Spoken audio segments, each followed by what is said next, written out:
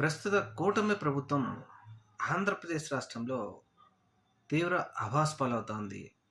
అనేక విషయాల్లో అభాస్పాలవుతున్నప్పటికీ, మరీ ముఖ్యంగా పేద ప్రజల వైద్యం విషయంలో మాత్రం వీళ్ళు తీసుకున్న నిర్ణయం తీవ్రంగా చర్చ కూడా లేపింది ఆంధ్రప్రదేశ్ రాష్ట్ర ప్రజలలో.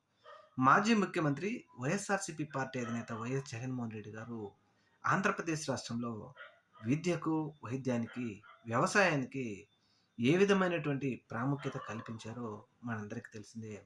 ఆంధ్రప్రదేశ్ రాష్ట్రంలో 17 మెడికల్ కాలేజీని తీసుకురావడం, ఆ మెడికల్ కాలేజ్ ద్వారా పేద, బడుగు, మధ్యతరగతి వర్గాల పిల్లలు చదువుకుంటే, తద్వారా పేద ప్రజలకు ప్రతి కాలేజ్ దగ్గర హాస్పిటల్స్ గనక మల్టీ స్పెషాలిటీ హాస్పిటల్స్ వస్తే, పేదవాడందరికీ ఉచితంగా వైద్యం అందుతుంది.